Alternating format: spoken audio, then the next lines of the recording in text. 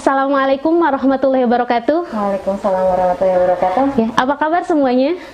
Apa kabar? Pada kesempatan kali ini, alhamdulillah ada dalam acara Fatan, ya. Dan salah satunya mengenai materi kita, yaitu urgensi membuat My Dream Book. Oke, seperti apa sih cara membuat My Dream Book itu dan untuk apa sih urgensinya? Nah, kita akan bahas tuntas di materi kali ini ya. Nah, alhamdulillah sudah ada pembicara pada kesempatan hari ini, Teh Suci. Selamat pagi Teh Suci. Pagi, halo semuanya, pagi. Ya, sebelum kita ke materi, saya bacakan dulu CV dari Teh Suci.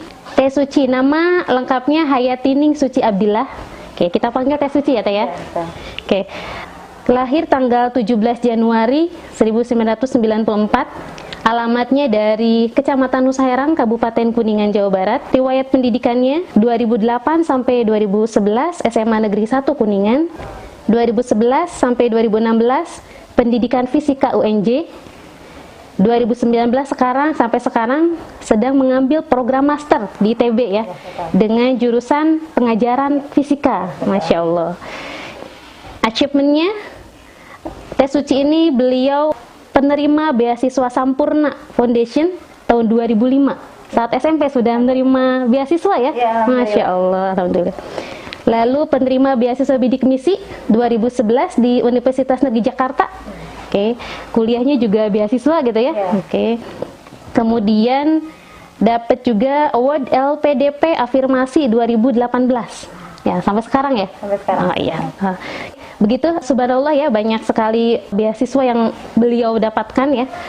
Lalu berikutnya mengenai organisasinya, Kepala Departemen LDK Salim UNJ 2012. Departemen Learning Center. Oh, Departemen Learning Center, oke. Lalu staf Departemen BMJ Fisika UNJ 2012 sampai 2013. Staf Departemen LDF MUA FMIPA 2012 sampai 2013. Volunteer TPA MUA juga 2014 sampai 2015 juga. Oke. Lalu staf divisi PPSDM Kamil ITB ya, Kamil ITB, dan sekarang di PJ Database Komunitas Penerima Beasiswa LPDP ITB. Ya, betul. Ya, subhanallah ya, banyak sekali organisasi beliau. Pada kesempatan kali ini mungkin adik-adik sendiri sering bertanya, kita mau jadi apa sih nanti? Ya, betul sekali. Masa-masa SMA itu sudah mulai mau kuliah di mana, mau ngambil jurusan apa saat kuliah. Kita di IPA nanti jadi apa ya? Kita di PK, kita di PS nanti jadi apa? Insya Allah pada kesempatan kali ini Teh Suci akan membahas secara menyeluruh mengenai itu ya, dalam materi yang judulnya adalah Let's Design Your Future. Oke, untuk mengefektifkan waktu, saya langsung persilahkan kepada Teh Suci untuk menyampaikan materinya. Bismillahirrahmanirrahim. Assalamualaikum warahmatullahi wabarakatuh. Apa kabar semuanya? Halo teman-teman siswa-siswi MA Husnul Khotimah. Perkenalkan, nama saya Suci, seperti yang sudah dijelaskan oleh Ibu Ii. Hari ini saya akan sharing bagaimana mendesain masa depan, dan nanti ujungnya adalah kenapa sih teman-teman semua harus mempunyai dream book, buku yang isinya tentang list mimpi kalian. Oke. Nah, biar lebih akrab, saya panggilnya teman-teman aja ya. Oke, nah sekarang pasti di teman-teman banyak sekali berpikir tentang masa depan, apalagi ini udah SMA, terutama buat yang kelas 11, kelas 12 gitu, yang memang sebentar lagi nih akan masuk ke fase berikutnya. Nah, tentu banyak sekali di pikiran atau di otak teman-teman itu, saya mau jadi apa ke depannya, saya udah suka ini nih, tapi saya bingung harus nanti memilih karir seperti apa. Kemudian banyak juga mimpi teman-teman yang pengen kuliah di luar negeri, atau misalnya jalan-jalan di luar negeri, ataupun pengen ke depannya misal jadi pebisnis atau saintis. Nah, itu pasti sampai sekarang teman-teman semua masih berkecamuk nih dalam pikiran, dalam hati gitu kan. Nah, maka penting nih untuk kita tahu nih dan membuat step-step seperti apa nih masa depan kita. Nah, saya akan mulai dari future plan, rencana masa depan itu apa. Nah, seperti yang tadi sudah teman-teman rasakan juga pasti tentang kejelimetan semua dalam pikiran teman-teman mau jadi apa.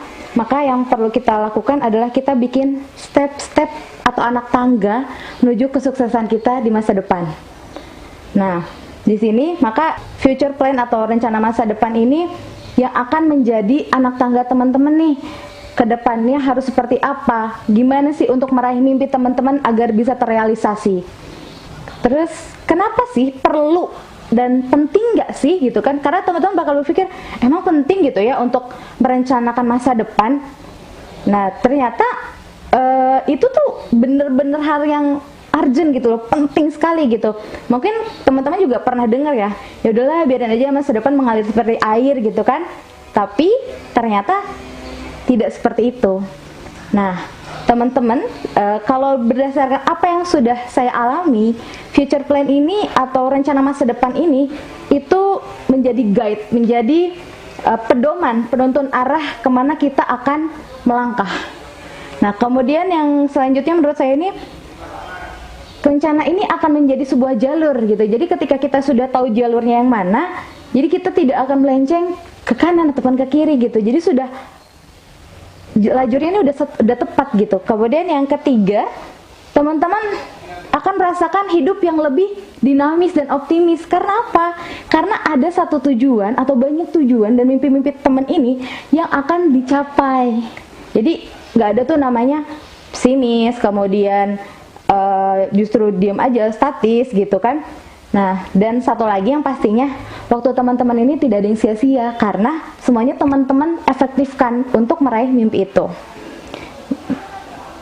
Nah, di sini ada gambar yang disajikan.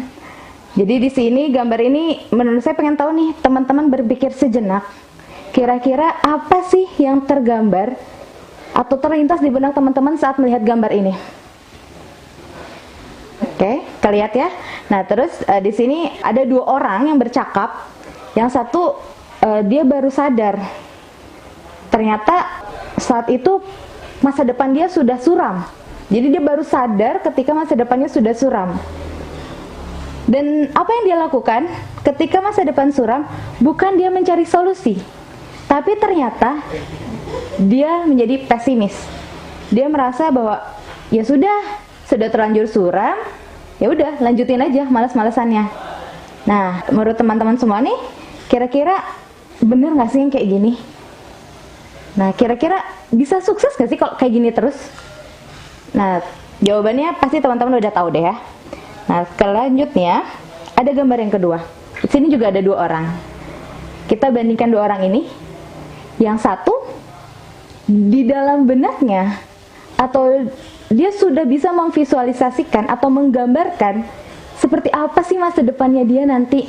Dia punya rumah, dia punya kendaraan, kemudian akhirnya dia punya perhiasan ataupun akhirnya di sini membentuk sebuah keluarga. Nah, ini dia sudah merencanakan itu gitu. Cuman untuk yang satunya, teman-teman bisa lihat ekspresinya pun dengan ekspresi kemalasan, kemudian rencana masa depan sepertinya dia sudah buat. Tapi rencana masa depan ini hanya teronggok tertulis, tidak tervisualisasikan atau tidak tergambarkan dengan jelas sama dia. Nah, jadi di sini sekiranya teman-teman sudah bisa lebih jelas nih bedanya yang punya ataupun yang enggak gitu. Jadi teman-teman sudah mulai tergambar bahwa penting ternyata untuk punya mimpi, punya rencana yang memang tergambarkan secara jelas di otak teman-teman. Nah, selanjutnya ini ada kutipan menurut Jim Rohn, ini kutipan dari Jim Rohn, ketika kamu tidak mendesain rencanamu sendiri, rencana hidupmu sendiri, maka kamu akan menjadi alat atau kamu akan menjadi kendaraan orang lain untuk menuju mimpinya dia. Gitu, akhirnya kamu hanya menjadi kendaraan dia untuk membantu mimpinya dia, tapi kamu tidak menuju mimpimu sendiri. Oke? Nah, selanjutnya, ketika sudah tadi merasa penting, nah kira-kira teman-teman sudah merasa belum sih untuk, oh iya, saya harus merencanakan masa depan saya, memvisualisasikan dengan jelas mimpi saya seperti apa. Nah, baru teman-teman bisa gambarkan peta hidup. Kita sadari juga nih, peta hidup kita, hakikat kita hidup di dunia. Nah, tentunya saat ini kita sedang berada di dalam dunia, dan tujuan akhir kita ini tentu bukan dunia kan teman-teman semua. Pasti teman-teman tahu dong, tujuan kita ini itu akhirat. Semua orang dari setiap orang yang ada di sini, kita itu punya tujuan akhir adalah akhirat dan surganya Allah. Iya nggak sih? Pasti dong ya, rencananya tuh sampai situ gitu loh. Jadi nggak cuman sekedar di dunia. Dan di dunia ini adalah kita lagi cari bekal buat perjalanan yang masih panjang. Nah, jadi kadang kalau ada yang berpikir, ya udahlah nanti buat di akhirat kok ininya. Jadi akhirnya di dunia kita nggak perlu banyak melakukan sesuatu. Terbalik. Justru ketika kita punya mimpi besar yaitu surganya Allah, justru kita harus banyak berbuat baik gitu. Dan dengan ketika kita akan berbuat baik lebih banyak, maka kita pun harus punya mimpi-mimpi yang besar. Kayak gitu. Nah, di sini kemudian kuncinya apa sih ketika teman-teman semua sudah punya banyak mimpi? Kak, Teh, aku punya kok mimpi banyak banget. Pasti teman-teman punya kayak gitu ya? Pasti sih, karena ibaratnya anak SD aja sudah punya mimpi banyak gitu kan, apalagi teman-teman yang sudah MA gitu ya, sudah SLTA gitu kan, kelas 11, kelas 12 pasti mimpinya banyak sekali gitu. Nah, kenapa akhirnya ketika agar mimpi itu tidak hanya mengendap di otak, tidak hanya sekedar di angan-angan, nah maka teman-teman ini visualisasikan apa sih, gambarkan dengan jelas, kemudian dituliskan. Dan kuncinya adalah persiapkan semuanya. The preparation is the key. Jadi persiapan itu semuanya adalah kunci. Nah, saya kasih sedikit ini, slide ini menggambarkan saya ketika SD, SMP, dan SMA. Saat itu saya biasa menulis hanya di buku kecil. Saat itu ya, saat SD saya belum sadar untuk terkait membuat buku mimpi. Tapi saya selalu punya target yang harus saya kejar setiap semester dan setiap tahunnya. Itu saya sejak SD kelas 2. Jadi sejak kelas 2 SD itu saya selalu, pokoknya saya harus jadi juara kelas. Target itu harus saya. Jadi itu yang akhirnya membuat saya punya jadwal yang rapi. Jadi ternyata saya baru menyadari ketika saya flashback, ternyata saya tuh dari SD tuh punya jadwal yang rapi. Jadi ketika pulang sekolah saya cuma dikasih waktu main 1 jam. Habis itu saya harus ngaji, dan dari setelah maghrib saya sampai jam 8 atau setengah 9 itu adalah waktu saya belajar di rumah. Dan itu saya lakukan berulang-ulang sampai masa sekolah saya selesai. Jadi saat SD itu targetan itu terus. Kemudian ketika mulai kelas 5 saya punya targetan baru. Saya harus ikut lomba yang ada di sekolah. Terus saya harus menghasilkan piala untuk sekolah saat itu. Jadi ada targetan yang itu ditambah gitu. Karena kan seiring bertambahnya tingkat atau usia kita, ternyata banyak yang kita mau gitu. Kemudian itu yang saya ulang-ulang dari diri saya, atau bahasa kerennya sekarang adalah mengafirmasi diri, memotivasi diri gitu kan. Itu akhirnya saya kejar, dan alhamdulillah gitu saat itu beberapa akhirnya target saya untuk juara kelas, alhamdulillah itu konsisten. Dari kelas 3 sampai kelas 6 saya juara 1 di kelas. Kemudian untuk lomba beberapa saya dapat juara 1 atau juara 2, dan saat itu masih tingkat kecamatan lah ya kalau SD gitu. Tingkat kabupaten saat itu juara 2 kayak gitu. Kemudian akhirnya dari pola waktu SD ini berlanjut ke pola SMP. Nah, cuman di SMP ini ada sedikit perubahan, yaitu saya ingin bersosialisasi. Jadi ketika SD ini saya cuman punya target pribadi, SMP ini saya punya target untuk bermanfaat buat orang gitu. Ibaratnya saya pengen, saya ini nggak antisosial lah bahasanya. Saya ini pengen bisa bergaul dengan orang. Nah, kemudian ketika SMP pun sama, target juara kelas itu tetap menjadi targetan saya untuk akademik. Dan kemudian ketika kelas 2, targetan saya adalah paralel. Kemudian ketika kelas 3 targetan saya adalah juara umum. Jadi targetan itu terus bertambah gitu kan.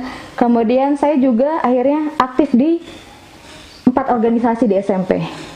Pramuka, Paskibra, Patroli Keamanan Sekolah, dan OSIS. Gitu. Jadi itu juga yang buat saya pengen ngebentuk diri saya ini lebih banyak pengalaman, kemudian tidak hanya sekedar tahu di akademik. Dan SMA pun berlanjut sama, juara kelas tetap menjadi target saya. Kemudian saya itu target masuk IPA, karena dulu saya pengen menjadi dokter. Kemudian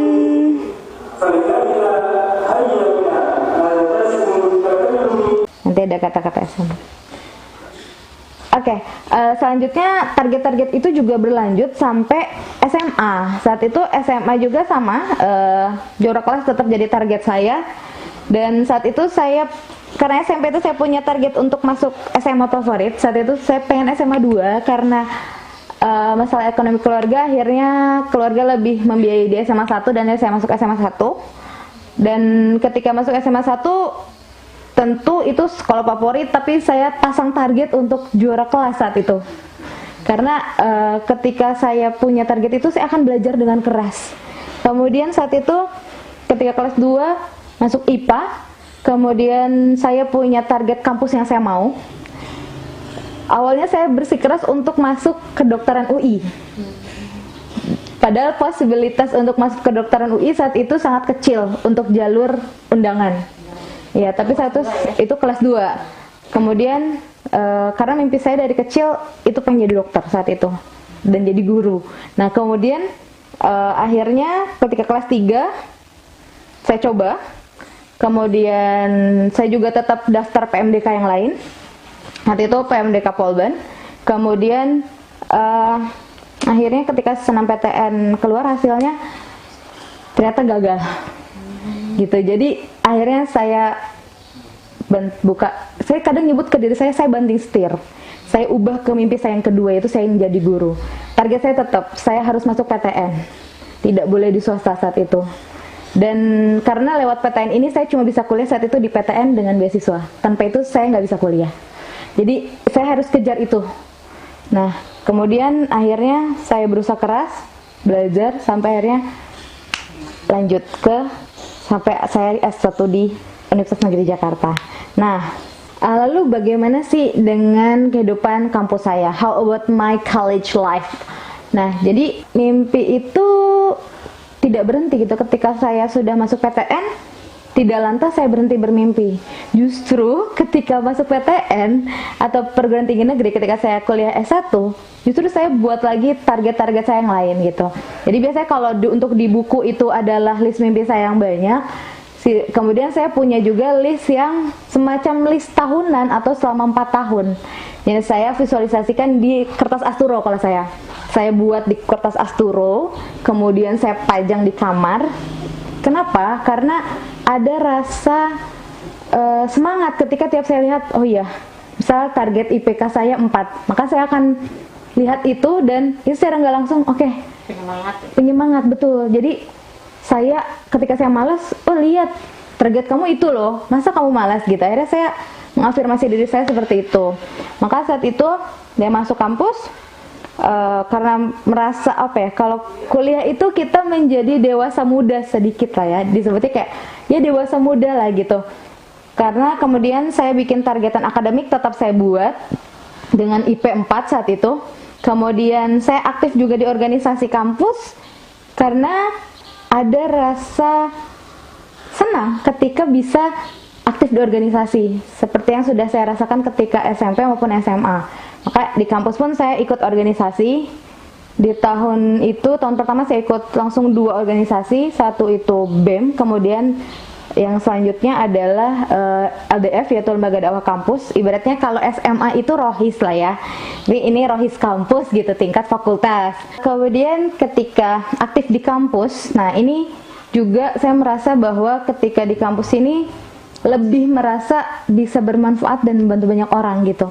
Karena ketika aktif di organisasi gitu kan, kita itu membantu banyak orang gitu, karena saat waktu di BEM itu saya ngerasa pas baru masuk saya dibantuin sama kakak BEM untuk gimana sih proses jadi mahasiswa baru saat itu gitu. Maka ketika itu saya merasa saya juga harus bisa bantu orang lain gitu. Nah akhirnya saya punya targetan untuk tetap aktif itu dan tetap strict pada target saya yang di kuliah dengan target akademik.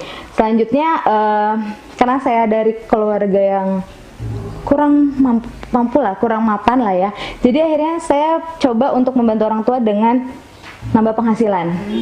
Nah akhirnya saya ngajar, nerima privatan gitu ya, privatan. Jadi pulang kampus saya pergi ke rumah murid privat gitu, baru pulang malam kayak gitu. Dan itu saya lakukan terus sampai saya lulus. Dan itu alhamdulillah gitu sangat membantu untuk kehidupan perekonomian saya gitu kan. Kemudian saat itu karena kalau saya merasa teman-teman semua beruntung gitu ya bisa masuk sekolah ini dengan lingkungan yang sangat islami dan teman-teman bisa belajar ilmu Islam yang mendalam gitu. Saat itu saya kurang beruntung karena saya merasa kenapa kurang beruntung, saya tidak berada di lingkungan seperti itu. Saya berada di lingkungan Islami justru ketika saya masuk kampus. Nah di situ saya sadar bahwa saya butuh untuk ngaji. Saya butuh untuk ngaji, akhirnya saya rutin ikut ngaji pekanan, bahasanya liko. Nah saya bergabung liko dari tingkat 1 di kuliah.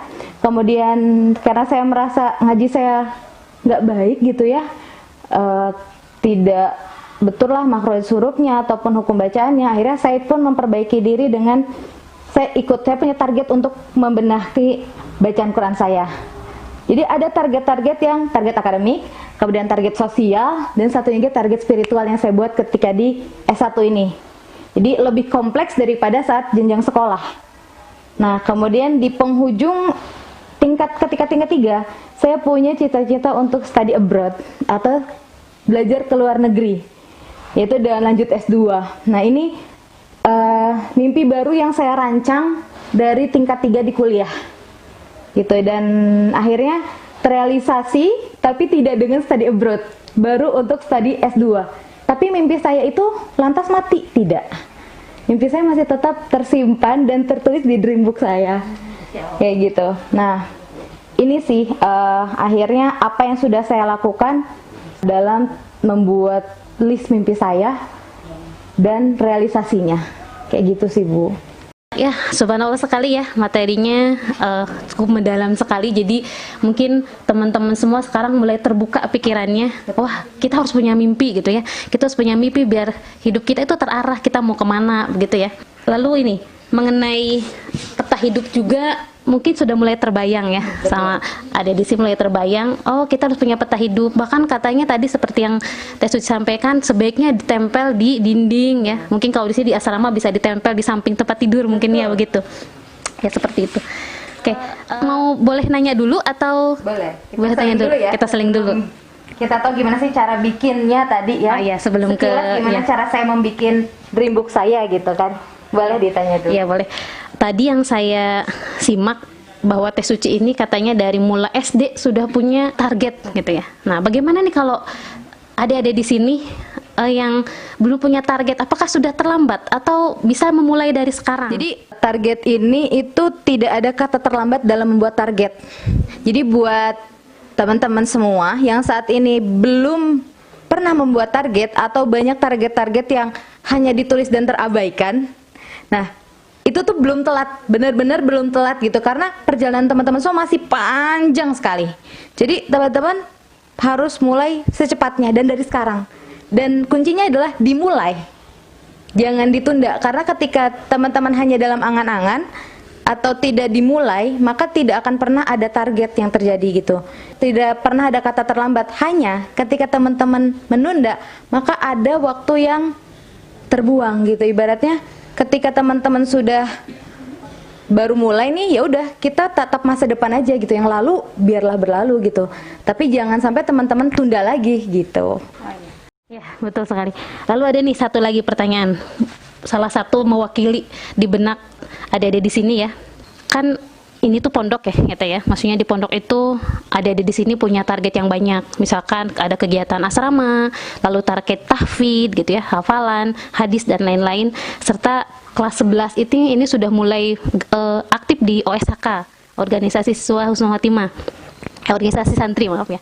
Itu lalu bagaimana sih biar semua target tercapai?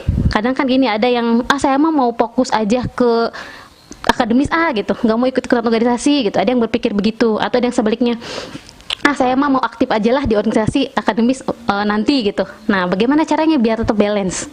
Oke, Bismillahirrahmanirrahim. Luar biasa sekali ya teman-teman semua tuh di sini, banyak sekali ya ternyata kegiatannya, kemudian targetannya, dan luar biasa sih teman-teman dengan targetan itu. Pasti sih bingung dengan gimana memanage waktunya ya. Kadang ngerasa 24 jam ini nggak cukup gitu ya.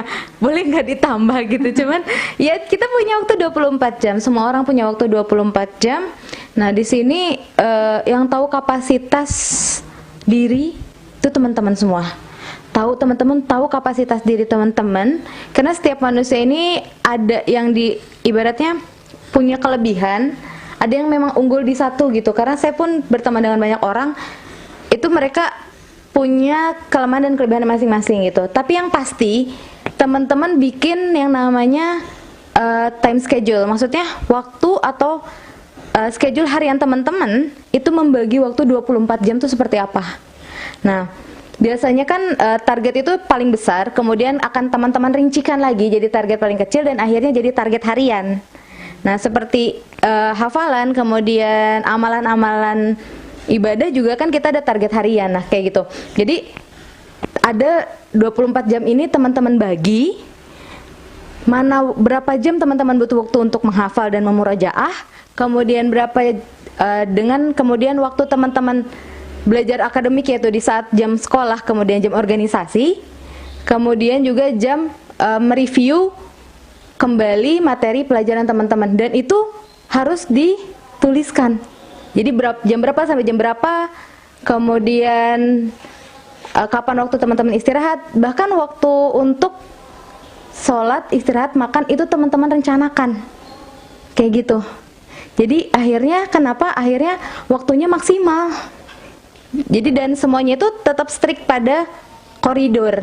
Jadi dengan apa yang sudah teman-teman buat, bagi waktunya seperti itu. Dan terkait nanti dengan teman-teman misalnya, saya lemah nih di mata pelajaran tertentu misal, berarti butuh waktu tambahan. Nah, teman-teman yang tahu kapan teman-teman punya waktu yang lebih kosong sedikit untuk memaksimalkan yang titik kelemahan teman-teman itu. Gitu sih. Dan kuncinya satu, konsisten. Itu dia, kuncinya satu, konsisten dan dimulai. Ada lagi? Oke, pertanyaan mungkin banyak ya, tapi kita sudah mulai kebuka ya mengenai aduh penting banget sih menuliskan itu ya. Cuman pasti teman-teman di sini pasti bingung gimana sih cara menuliskannya. Nah, gimana sih cara bikin rencana masa depan itu ya. Nah, untuk itu kita lanjut ke materi berikutnya mengenai ini ya, yang nantinya akan jadi sebuah proposal hidup ya, di sini. Ya, silakan. Oke. Kita lanjut, gimana sih membuat rencana masa depan dan proposal hidup kita. Nah, kuncinya di awal dari sebuah mimpi besar. Mimpi besar ini akan menjadi guide atau pedoman teman-teman yang akhirnya membuat teman-teman untuk do bigger, melakukan lebih besar. Nah, jadi ketika mimpi ini teman-teman buat, jadi jangan ada rasa mimpinya kebesaran, kayaknya saya nggak mampu deh. Ternyata ada perkataan yang saya selalu ingat dari tutor saya saat itu, the sky has no limit, but the limit is you. Jadi langit ini tuh nggak punya limit gitu, di dunia ini nggak ada batas untuk bermimpi, tapi kadang limitas atau hambatan atau keterbatasan itu kita yang bikin. Jadi ada excuse itu kayak alasan-alasan yang kita buat untuk membatasi diri kita. Jadi mimpi ini, bermimpilah sebesar-besarnya, itu yang akan membuat teman-teman pun menjadi besar, kayak gitu. Nah, lanjutnya ketika Teh, saya juga punya mimpi kok, mimpinya besar gitu, tapi kok rasanya nggak bisa gitu kan, kok rasanya sulit gitu. Nah, jadi teman-teman ini buatlah mimpi sebanyak-banyaknya. Langkah pertama dengan menuliskan 100 mimpi teman-teman. Tulisnya di mana, Teh? Tulisnya di buku. Kenapa di buku? Kalau di kertas, pengalaman Teteh itu dulu hilang. Jadi kalau bikin di kertas itu akhirnya hilang. Apalagi kalau misalnya ngekos atau tinggalnya nomaden, pas mau pindahan tertinggal, akhirnya hilang. Akhirnya tulis baru lagi. Ya, kadang ketika nulis baru itu semangatnya beda. Bahkan bisa jadi ada mimpi yang terlewat yang dulu pernah ditulis gitu kan. Maka tuliskan yang pertama nih 100 mimpi dulu deh. 100 mimpi teman-teman di buku. Tulis dulu. Tulis aja apa yang teman-teman mau, mimpi-mimpi besar teman-teman di buku. Tulis dulu itu sebanyak-banyaknya. Lebih dari 100 boleh? Boleh banget. Kalau belum 100 cari lagi. Sebanyak-banyaknya gitu. Karena itu nanti akan ada seleksi prioritas nantinya. Gitu. Jadi teman-teman nanti akan lebih melihat gitu, teman-teman pengen jadi apa. Nah, ketika tulisan udah muncul nih 100 mimpi teman-teman, selanjutnya mimpi yang banyak itu teman-teman klasifikasikan atau dikelompokkan, dikelompok-kelompokkan. Kenapa? Supaya ini lebih tergambar, dan saat teman-teman mengklasifikasikan atau mengkelompokkan, Teteh sangat sarankan, benar-benar sangat sarankan, mimpi itu tervisualisasi, tergambar.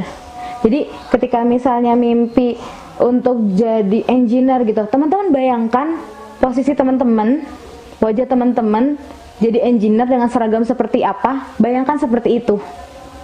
Jadi benar-benar ketika jadi businessman, bayangkan seperti itu. Jadi sambil diklasifikasikan, sambil dituliskan, itu sambil dibayangkan. Kenapa? Karena ketika teman-teman menggambarkan, memvisualisasikan, itu tidak hanya tercatat dalam buku, tapi seolah-olah tercatat di otak teman-teman. Kayak gitu. Nah, selanjutnya diklasifikasikan, setelah itu dirincikan. Setelah diklasifikasi tadi, kemudian dirincikan menjadi targetan dalam jangka waktu tertentu. Misal, dari paling jauh 20 tahun lagi dari hari ini, kemudian 10 tahun dari hari ini, 5 tahun dari hari ini, dan kemudian 1 tahun dari hari ini, 1 semester dari hari ini.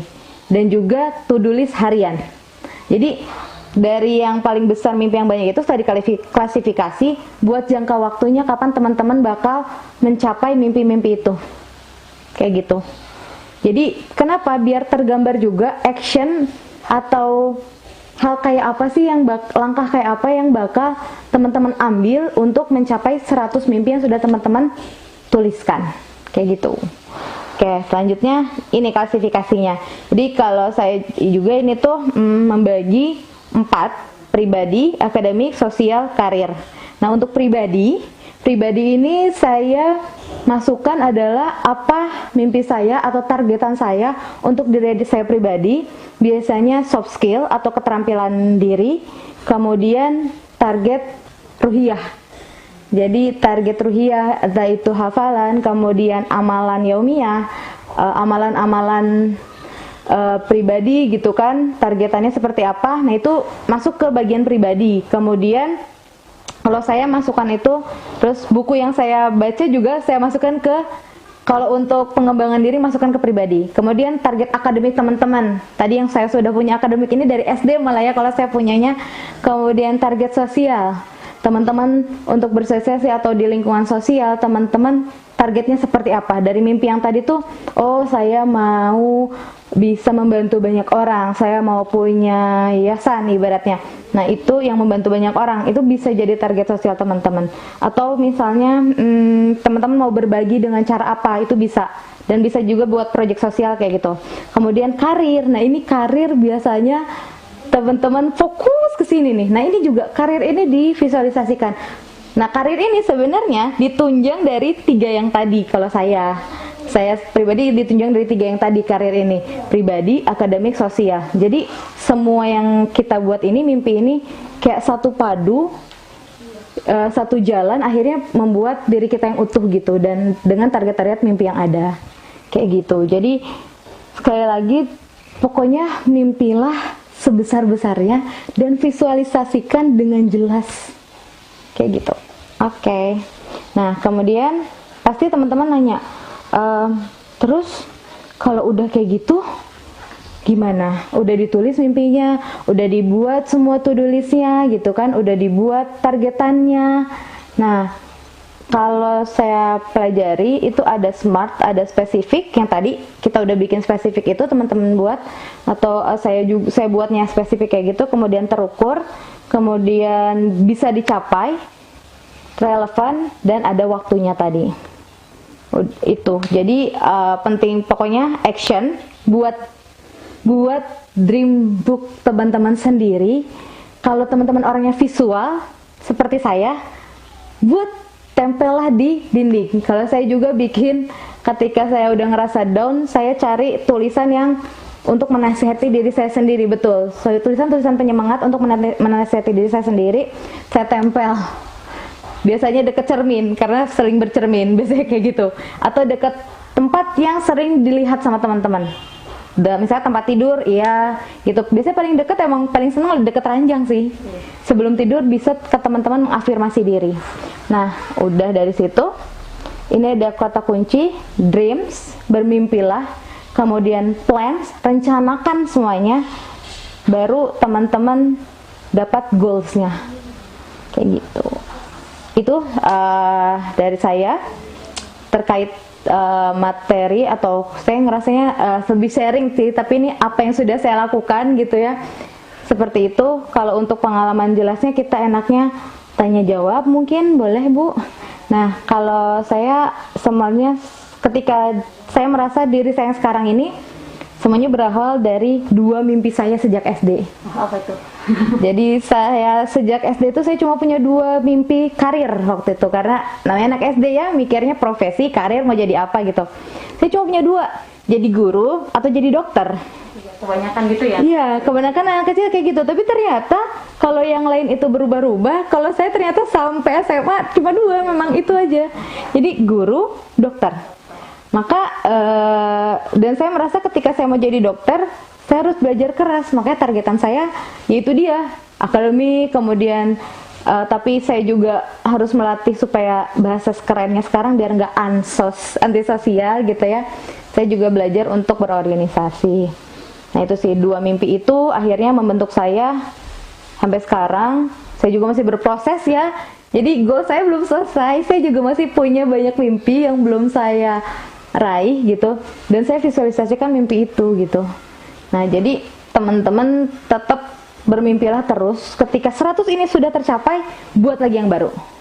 Bahkan ketika ada satu mimpi yang gagal atau bertolak belakang dengan jalan yang diambil, maka buat lagi mimpi-mimpi baru yang sesuai dengan jalan itu. Iya, tambahkan gitu. Karena bisa jadi ada mimpi yang gagal, ada mimpi yang tertunda. Gitu. Jadi teman-teman terus tambah lagi, tambah lagi, tambah lagi. Oke, semangat. Oke, sharing-sharingnya cukup sampai sini, dan semoga apa yang Teteh sampaikan tuh bermanfaat buat teman-teman, dan teman-teman benar-benar merealisasikan semuanya dan tetap positif. Ingat ya, mimpi itu hanya terbatasi dengan imajinasi teman-teman. Jadi bermimpilah besar, oke? Lanjut kepada Bu I ya. Ya baik, terima kasih sekali kepada Teh Suci yang sudah memaparkan materi yang luar biasa untuk kita ya. Semoga ini jadi inspirasi buat teman-teman, dan hal penting yang akan kita lakukan ke depannya adalah nanti teman-teman akan dilatih untuk membuat future plan ya, menuliskan 100 mimpi sampai punya proposal hidup. Ya, kedepannya akan kegiatan seperti itu. Jadi harus wajib diikuti ya. Ya, oke, yang punya banyak mimpi harus wajib mengikuti nanti kegiatan kedepannya. Oke, sudah cukup mungkin ada Itu aja. Ya, baik, kalau begitu kita akan tutup ya. Saya Bu I dari BK MA Husnul Khotimah mengucapkan terima kasih kepada Teh Suci yang sudah hadir ya. Kita tutup dengan baca hamdalah saja. Alhamdulillahirrahmanirrahim. Baik, terima kasih. Assalamualaikum warahmatullahi wabarakatuh. Waalaikumsalam warahmatullahi wabarakatuh.